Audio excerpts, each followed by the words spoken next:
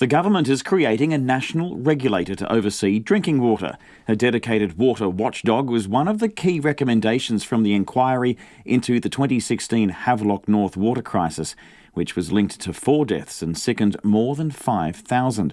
The new dedicated water regulator will cover all water suppliers apart from individual households who supply their own. It will set standards and have monitoring and enforcement powers. Our Hawke's Bay reporter Anusha Bradley has been feverishly looking at the details which have just been released, and she's on the phone now. Good evening, Anusha. What's going to change?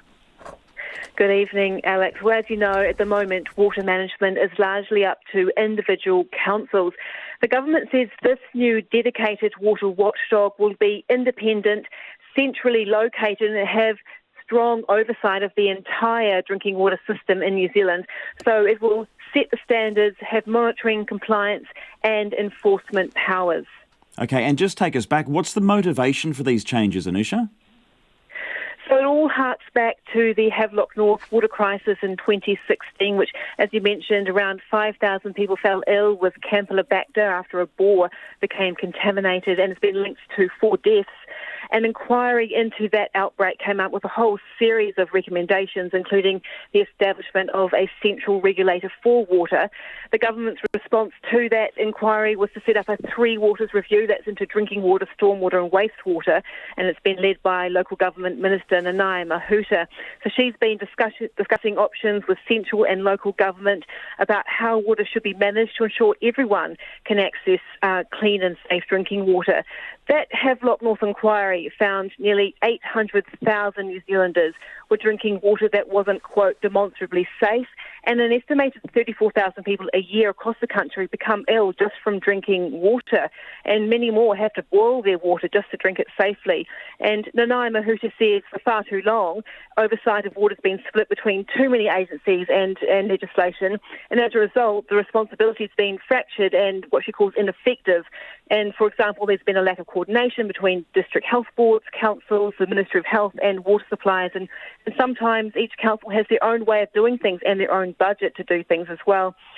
The government estimates it's going to cost more than about, I think, $500 million just to upgrade drinking water infrastructure nationally to meet the recommendations of the Havelock North inquiry. And the question is, who's going to pay for this?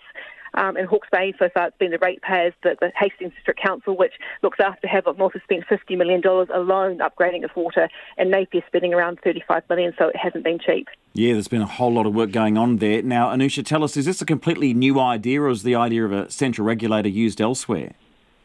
Yeah, it's actually quite common overseas to have one regulatory body to oversee water for an entire country, such as in Scotland. And I know the government's been looking at Ireland's model in particular because it has a similar sized population.